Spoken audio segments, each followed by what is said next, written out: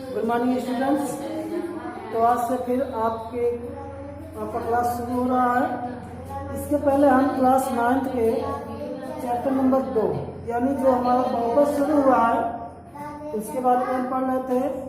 तो बहुपद में हम जान रहे थे आपके कौन से अचर पद होते हैं, कौन सा चर पद होता है।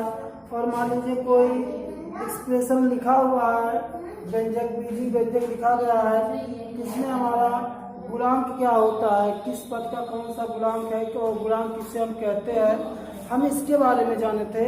और आज हम जानेंगे बहुपद का मानक रूप यानी standard form of a polynomial.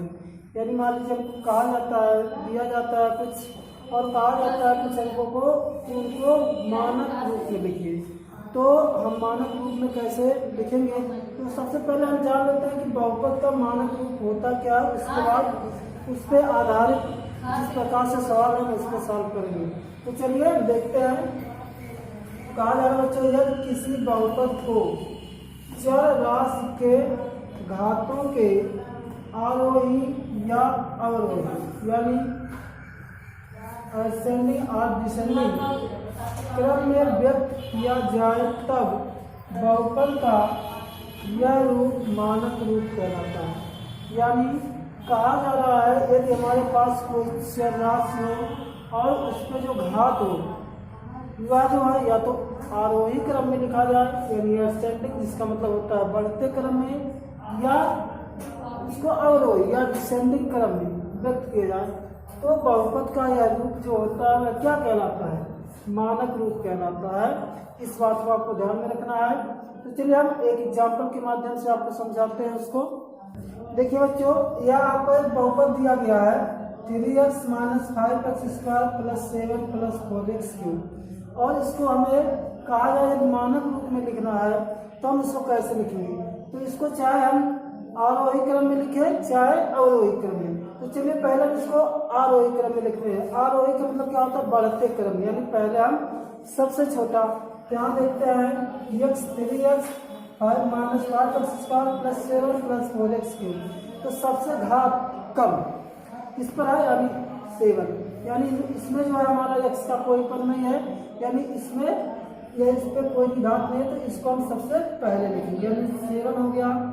उसके बाद अब से इस पर कोई भी घात नहीं 0, उसके बाद 1 वाला देखेंगे तो यहाँ देखते हैं 3x, तो x पे कितना घात माना जाएगा, कुछ नहीं लिखा गया तो 1 माना जाएगा। तो यहाँ देखिए कोई साइन नहीं है, लेकिन यहाँ हम जानते हैं अगर किसी भी शब्द क्या गया, मान लीजिए कोई भी सॉरी शब्द नहीं, कोई भी अंक मान लीजिए आपको लिखा गया हो, अगर उसके सामने कोई साइन नहीं लिखा गया है तो उसको हम क्या मानते हैं, प्लस मानते हैं। ध्यान देखिए इसके बाद तरफ कोई साइन नहीं लगाया गया है तो इसको हम प्लस मानेंगे, तो यहाँ लिख देंगे 3x।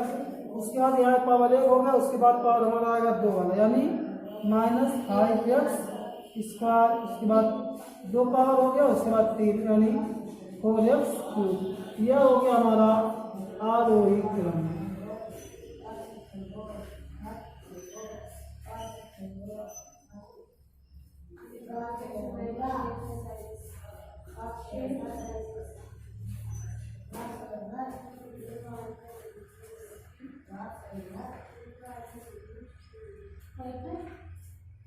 तो हमारा हो गया मानक रूप में, यानी किस मानक रूप में हुआ, लेकिन किस क्रम में हुआ, आरोही क्रम। और यदि हमें अवरोही में लिखना है किसी को हम क्या कर देंगे, उल्टा कर देंगे, यानी सबसे पहले क्या लिखेंगे, सबसे ज्यादा पावर वाले को यानी 4x³। उसके बाद -5x² + 3x + 7। यह हमारा हो गया अवरोही क्रम।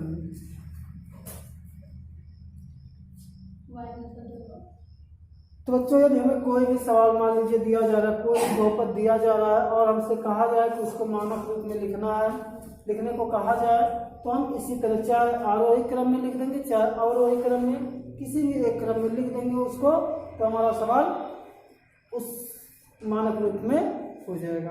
अब चलिए इसके आगे हम आते हैं, देखते हैं कि बहुपद के प्रकार यानी बहुपद कितने प्रकार के होते हैं और उसको हम कैसे पहचानेंगे, हम आपको इसके बारे में बताते हैं। तो चलिए बच्चों, अब देखिए बहुपद के प्रकार में जो हमारा पहला नंबर आता है वह होता है एक पदी बहुपद। यानी एक पदी बहुपद किसे कहेंगे, तो कहा जा रहा है ऐसे बहुपद जिसमें केवल एक ही पद हो, यानी ऐसा बहुपद जिसमें केवल एक ही पद हो तो उसे हम एक पदी बहुपद कहते हैं या वह एक पदी बहुपद कहलाते हैं। जैसे मान लीजिए आपका x लिखा हुआ है, तो यहाँ देखिए इसमें एक ही पद है, यानी इसी को अगर हम 2x कर दें तब भी हमारा टर्म कितना एक ही है, यानी पूरा मिला के 2x पढ़ते हैं, इसमें कोई भी प्लस या माइनस का साइन नहीं आया है, तो उसे हम क्या कहेंगे, एक पदी बहुपद। आपको इस बात का ध्यान मान लीजिए अगर 1/2 x स्क्वायर लिखा जाए तब भी इसको हम क्या कहेंगे, एक पदी बहुपद है, क्योंकि इसमें कोई भी आपका साइन प्लस या माइनस नहीं आया है। इस प्रकार मान लीजिए √3x करें, यह भी हमारा क्या होगा, एक पदी बहुपद होगा। आप सीधी से आपको एक बात ध्यान में रखना है, अगर मान लीजिए कोई आपका साइन प्लस माइनस का नहीं आ रहा है, केवल एक ही अंक है, एक ही पद है, तो उस बहुपद को हम क्या कहेंगे, एक पदी बहुपद कहेंगे। इसी प्रकार हमारा बच्चों आता है द्विपदी बहुपद, यानी दो द्विपदी बहुपद। तो इसी प्रकार हम कह देंगे कि ऐसे बहुपद जिसमें केवल दो पद हो उसे हम दो पदी बहुपद कहते हैं या वह दो पदी बहुपद कहलाते हैं। जैसे मान लीजिए x + 2 हो गया, अब यहाँ देखिए x + 2 यानी एक पद x हो गया, दूसरा पद हमारा क्या है, 2 है, तो यह हमारा क्या हो गया, दो पदी बहुपद हो गया। इसी प्रकार मान लीजिएगा 2x² + 3 लिखा गया है, तब भी हम इसको क्या करेंगे, यह हमारा दो पदी बहुपद है, क्योंकि इसमें 2x² एक पद हो गया और 3 क्या हो गया, दूसरा पद हो गया।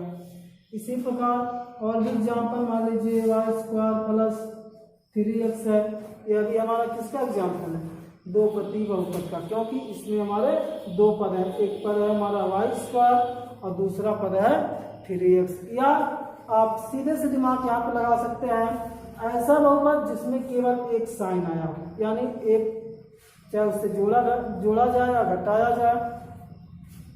अगर मान लीजिए आपसे y-2 पूछा जाए यह कितने पद का बहुपद है, तो आप इसे कहेंगे दो पद का बहुपद है। क्यों, क्योंकि इसमें देखिए y एक पद है और दूसरा पद क्या है, 2 है।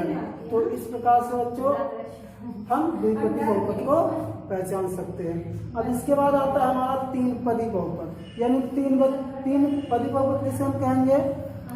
अब तीन पदी बहुपद क्या होगा, ऐसे बहुपद जिसमें तीन पद हो उसे हम क्या कहते हैं, तीन पदी बहुपद कहते हैं। जैसे मान लीजिए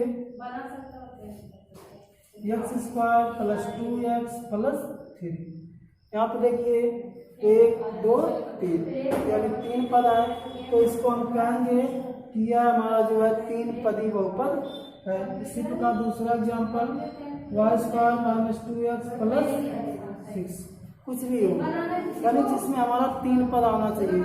तो अगर तीन पद है तो उसको हम क्या कहेंगे, तीन पदी बहुपद कहेंगे। यहाँ देखिए हमारा जो पहला पद है वह y², दूसरा पद है -2x और तीसरा पद है 6। तो इस प्रकार से बच्चों हम एक पदी बहुपद, दो पदी बहुपद और तीन पदी बहुपद को पहचान सकते हैं।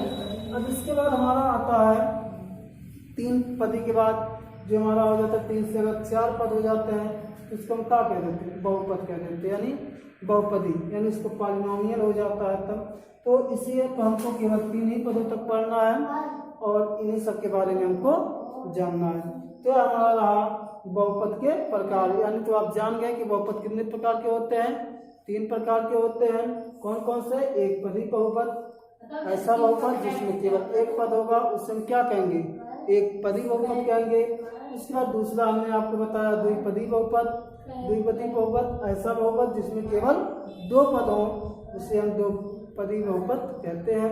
और तीसरा हमने आपको बताया त्रिपदी बहुपद, तो ऐसा बहुपद जिसमें केवल तीन पद हो तो उस बहुपद को हम त्रिपदी बहुपद कहते हैं। अब चलिए हम आते हैं इसके आगे। तो चलिए बच्चों हमारा जो अगला टॉपिक है वह है बहुपद की घात, यानी डिग्री ऑफ ए पॉलिनोमियल। आपसे पूछा जाता है कि बहुपद की घात को बताइए। तो आप पहले यह जानिए कि बहुपद की घात होता क्या है, तब आप बताएंगे कि किसी भी पॉलिनोमियल का घात क्या है। तो देखते हैं यहाँ पे कहा जा रहा है किसी बहुपद में सबसे बड़ी घात वाले पद के घातांक को उस बहुपद की घात कहते हैं। यानी यदि आपको कोई बहुपद दिया गया हो और उस बहुपद में जो सबसे बड़ी घात हो यानी मैक्सिमम पावर, वही उस बहुपद का क्या कहलाता है, घात कहलाता है। मान लीजिए एग्जाम्पल के लिए x power 6 plus 3x square plus 2x minus 3x, और पूछा जाए हमारा एक बहुपद है और इसमें से पूछा जाए कि इस बहुपद की घात को बताइए। तो आप देख रहे हैं कि जो सबसे ज्यादा पावर है वह है हमारा 5। तो आप कह देंगे कि इस बहुपद का जो घात है वह कितना है, 5। तो बच्चों इसी प्रकार से यानी जब आपसे घात पूछा जाएगा, कोई भी बहुपद होगा, अगर घात आपसे पूछा जाए तो वही देख लेंगे उस बहुपद में कि किस अंक पर यानी किस चर पद पे आपका मैक्सिमम पावर है, यानी जो सबसे ज्यादा घात है वही उस बहुपद का क्या कहलाएगा, घात कहलाएगा। चलिए दूसरा example 2x square plus 3x minus 8 plus 8x 6। अगर इस यह भी हमारा बहुपद दिया गया है 2x square plus 3x minus 5 plus 8x 6, तो आपसे पूछा जाए कि इस बहुपद की घात बताइए। तो यहाँ पर देखिए सबसे ज्यादा जो हमारा पावर है वह 6, यानी सबसे ज्यादा घात हमारा कितना है, 6। तो हम कह सकते हैं कि इस बहुपद का जो घात है वह कितना है, 6। तो बच्चों इस तरीके से आप बहुपद की घात को अपने सवाल में जो आपको बहुपद दिया जाएगा, अगर घात आपसे पूछा जाए तो आप इसी तरीके से बता सकते हैं इसको। अब चलिए हम आते हैं इसके आगे जो विभिन्न घातों के बहुपद, यानी घातों के आधार पर भी बहुपद को अलग अलग प्रकार से बांटा जाता है। हम उसको आपको बताते हैं कि रैखिक बहुपद क्या होता है, द्विघाती बहुपद क्या होता है और त्रिघाती बहुपद क्या होता है, इसके बारे में हम आपको आगे बताएंगे।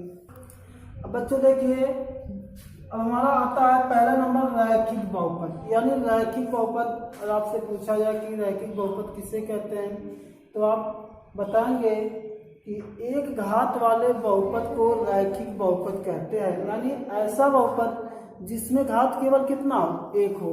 जैसे मान लीजिए x प्लस 2। अब यहाँ देखिए हमारा जो x है इस पे कोई भी घात नहीं है, इसको हम कहेंगे हमारा किस प्रकार का बहुपद है, रैखिक बहुपद है। लेकिन इसमें कितने पद हैं, 2 पद है, इसको हम कह सकते हैं द्विपदी एक घाती बहुपद। लेकिन हम घात के आधार पर जा रहे हैं, इसको हम क्या कह सकते हैं, रैखिक बहुपद भी कहेंगे। इसी प्रकार मान लीजिए 2x प्लस 2 है, इसको भी हम क्या कहेंगे, यह रैखिक बहुपद है। क्यों, क्योंकि हमारा जो टर्म x है उस पर कोई भी पावर नहीं लगा हुआ है और इस पर हम घात कितना मानते हैं, 1 मानते हैं। तो इसलिए हम इस बहुपद को क्या कहेंगे, रैखिक बहुपद कहेंगे। यानी ऐसा बहुपद जिस पे घात 1 हो उसी को हम क्या कहते हैं, रैखिक बहुपद कहते हैं। तो बच्चों को उम्मीद है कि आपको यह बात समझ में आ गई होगी। अब आता है हमारा इसके बाद दूसरा नंबर द्विघाती बहुपद। द्विघात बहुपद जिसे कहा जाता है क्वाड्रेटिक इक्वेशन, क्वाड्रेटिक पॉलिनोमियल।